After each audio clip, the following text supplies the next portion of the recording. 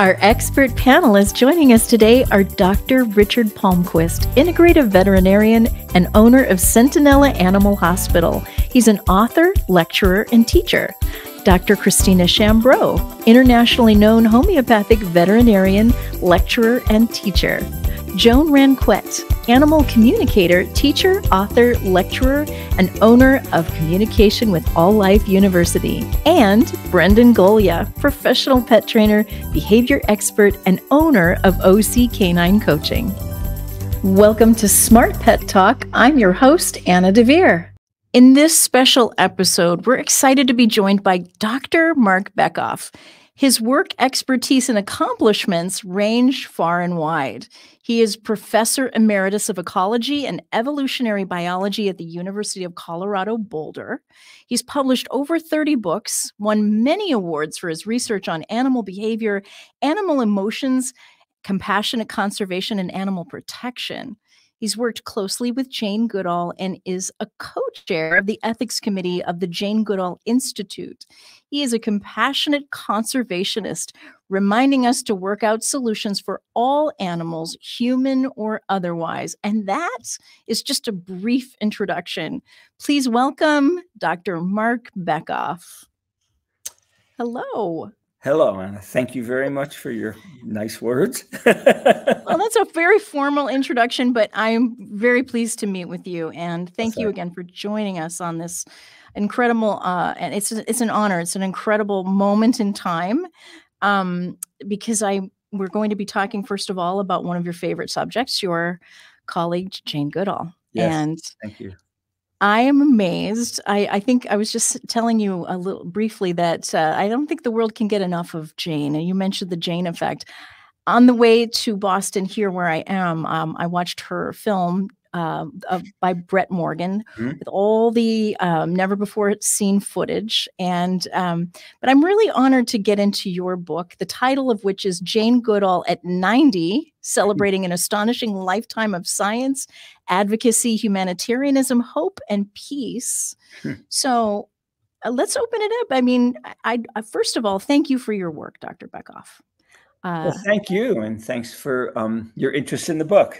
It came along, absolutely. You know, we did I did a book called The Jane Effect with another colleague 10 years ago for her 80th birthday, and time just evaporates, as you well know. Yeah. And last March in 2023, it blows my mind. It's 2024 now. Right. Jane was in Denver, so we hung out a lot.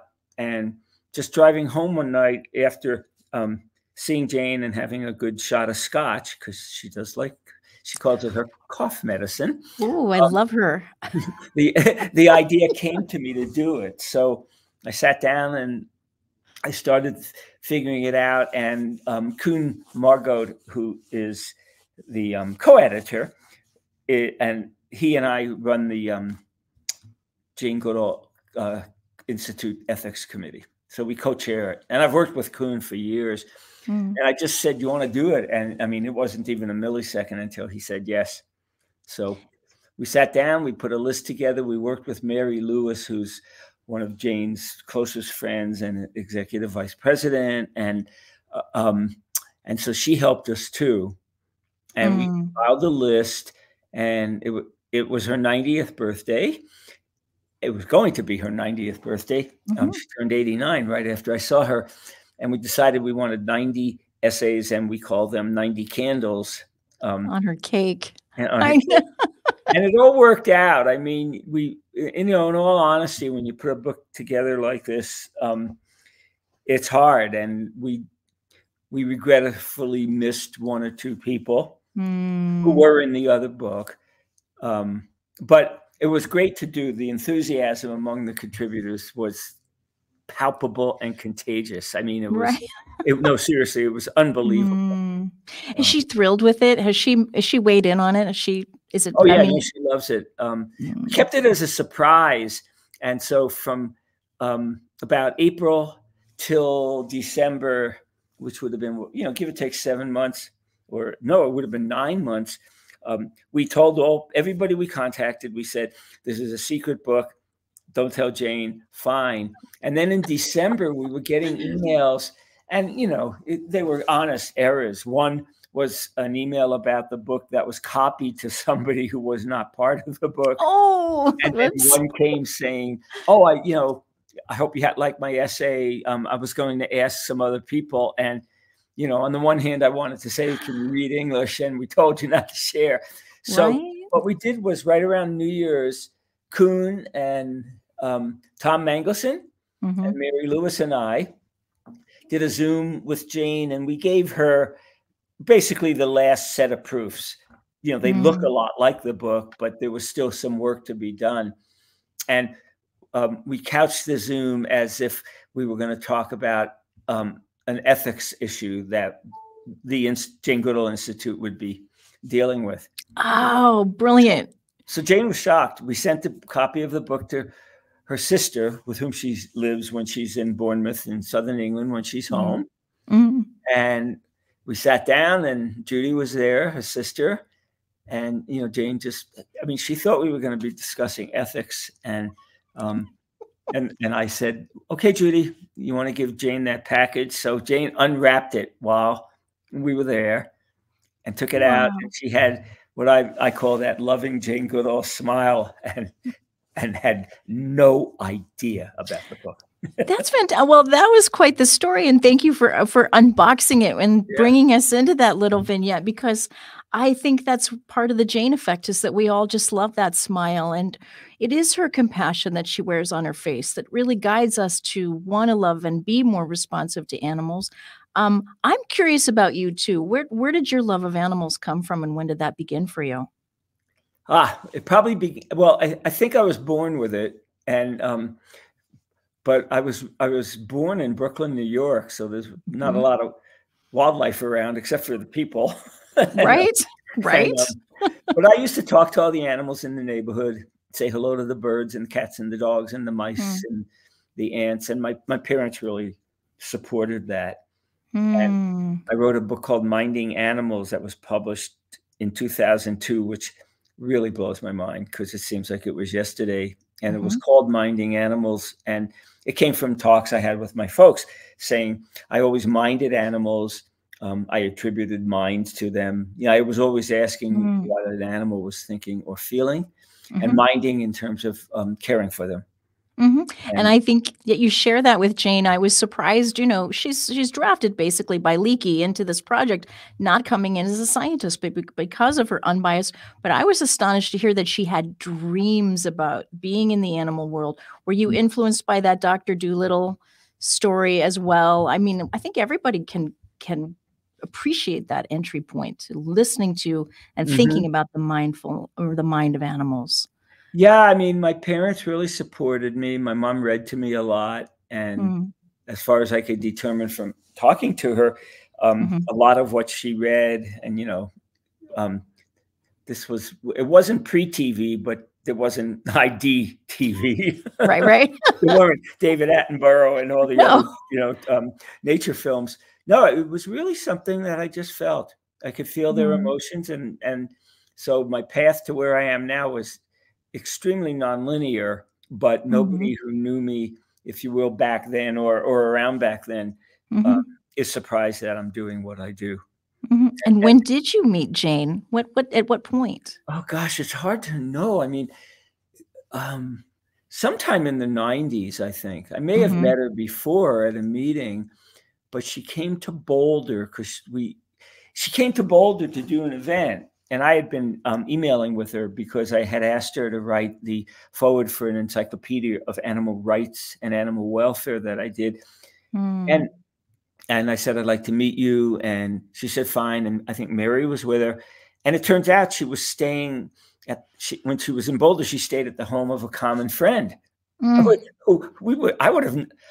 knew this guy for years. I used to race bicycles and he was big in that and stuff. So that was the first time we met and spent a good deal of time in person because she was around Boulder for a while. Yeah. And shortly thereafter, we did a lot of talks together. We traveled to different countries together, and that would have been late 90s. So within a number of years, we decided to do our book that we did together, The 10 Trusts. And and stuff. And I was the ethics committee for a long time. Okay. It was like, what do you think about this? But I don't mean that in a superficial way. Jane is extremely conscientious and dots every I and crosses every T, literally. So and you're so active now. I want to go back to that moment. One of the things that that keeps coming up to me, what attracts me is her, talking about action, taking action every day. And I want to talk to you a little bit about the Roots and Shoots program. How was that conceived? What does it stand for? Yeah, well, the Roots and Shoots program was conceived in the early 90s. It was 16 teenagers working on the beaches outside of Dar es Salaam in Tanzania, where Jane still has a home there. Wow. And it was really focused on generating respect and compassion for animals, people, and the environment, which is ape. Right. I pointed that out, and I don't know if I shocked her or not. And then it just took off. And I think today it's in countries, and there's probably thousands of groups around. And that's really, it's hard to say what would be one of her favorite activities, but I think Roots and Shoots is among them. And just teaching that next generation of young people that same compassion.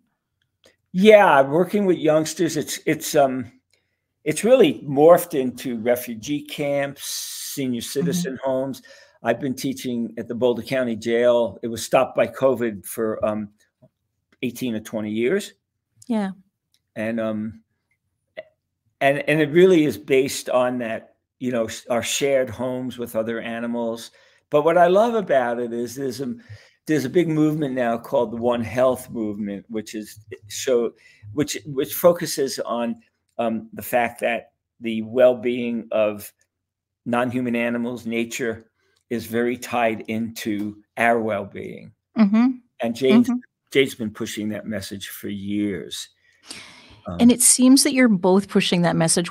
I can't wait to get into your other book, and we'll do part 2 of this interview, because I think it's really important for your average person to find that connection to animals emotionally before they can broaden their perspective on why it matters what's happening around the world, right? In Africa, in other countries. And I think that's what's so important about the intersection of your work with Jane Goodall. So, yeah, we both really we really, our interests about animal well-being and environmental well-being, earth well-being, if you will, exactly, is deeply shared and really overlaps. Yeah, exactly. Okay, so this is what everybody envies about your relationship, and what I want to ask you from the book and the perspective of the book. What are some stories that you share from your perspective about Jane Goodall? Something that people wouldn't normally know about her. Yeah, well, that theme emerged in the book, not necessarily from me and Kuhn, but everybody knows she's very serious. They know she's a wonderful, giving woman. Some of the photos in the book, like Jane sitting in the bathtub drinking scotch. You had me at scotch. I'm already wishing I could hang out with Jane Goodall. Playing that she's a prairie dog. Yeah, that one struck me too. and actually, Jane has said in a number of different interviews, a lot of people don't know that she has a remarkable sense of humor. Exactly. And it's hard to know, though, because because I've traveled with her, I've been to her talks, we've hung out, just the two of us or a small group. But when she's on the road like she is now, I got to do a really brief phone conversation over FaceTime or whatever it's called, because there was a woman there, and she called me, and she was next to Jane. She knows Jane, and we did a brief phone conversation on this past Monday night, 2 days before her 90th birthday. But when Jane is traveling, she's tired a lot, and because she's such a giver. Yeah. Oh, sorry. Yeah, go. No, please go ahead. And the other thing that, a lot of people know, but, she's a darn good scientist. Oh, You know, yes, yes. some people are, I wouldn't say they're surprised, but they don't really pay much attention to the fact that she has a PhD from Cambridge University in the United Kingdom. That's high rolling university. Isn't it? Right, exactly. And her book, The Chimpanzees of Gombe, I mean, although there's been tons of research subsequently, is still a classic science book.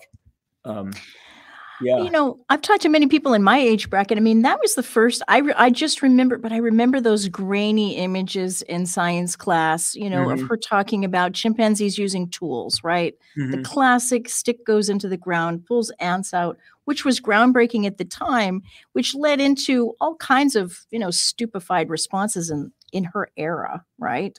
What is this woman traipsing around doing? And I mean, look at how many people followed in that footstep. And yeah, well, she's also been a wonderful spokeswoman for women in science. Exactly. You know, I mean, early on, people did not believe the story of David Greybeard using a tool to get ants or termites. And then Hugo von Leeuwenhoek, her first husband, who was filming, you know, her from National Geographic, had a video of it.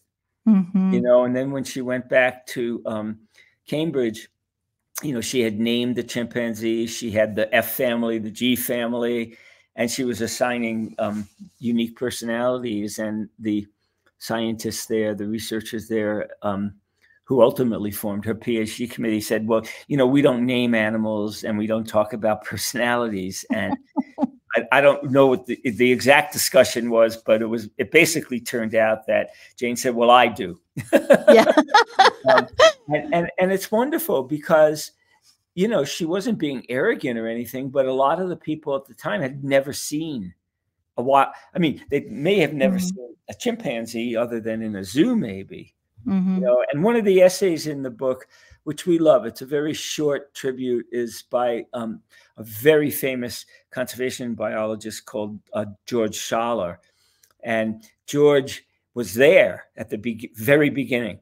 And in the mid-90s, 1950s, 1956, he wrote a book called The Mountain Gorilla. Oh, yeah. A lot of people don't know the book. That was one of the first books that opened up field research on non-human great apes. I mean, you know, so I mentioned that just because the book, it has a wonderful historical tone to it, if you will.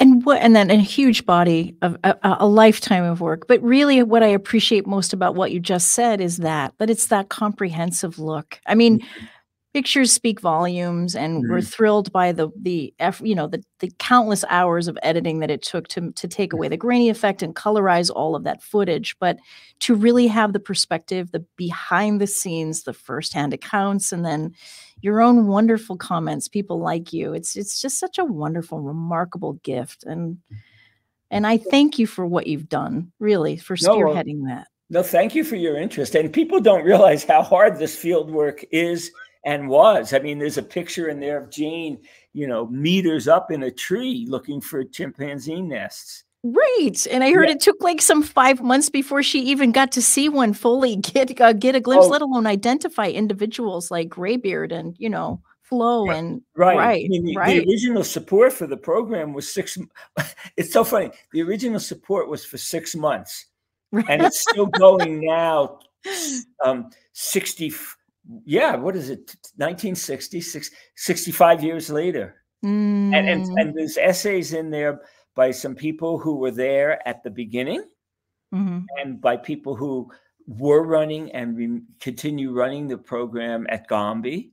I mean, it was amazing because Kuhn wanted pictures after pictures after pictures, and we kept building the book. I mean, the book was about half the size.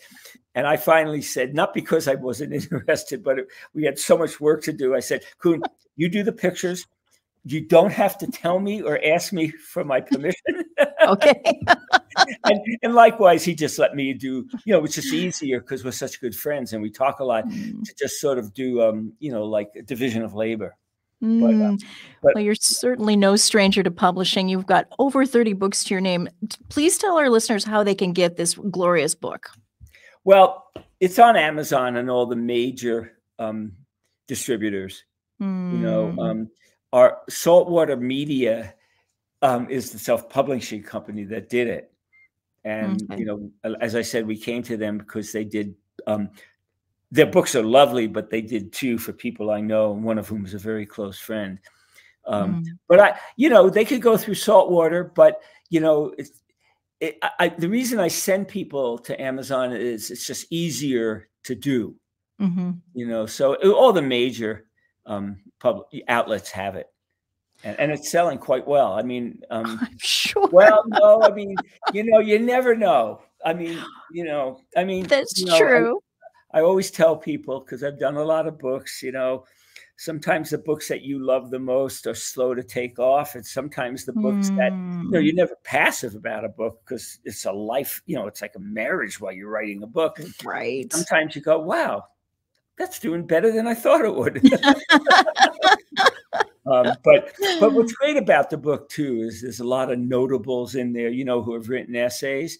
Yeah. And to me, it's just so wonderful to see people in different walks of life coming in from different, if you will, fields of interest, homing in on Jane as a hopeful monster, if you will, and always being out there, being positive. And she's not always positive. Nobody could be, but really living by, the bumper stickers that every individual can make a difference. She really believes that. I know. And that there's always hope.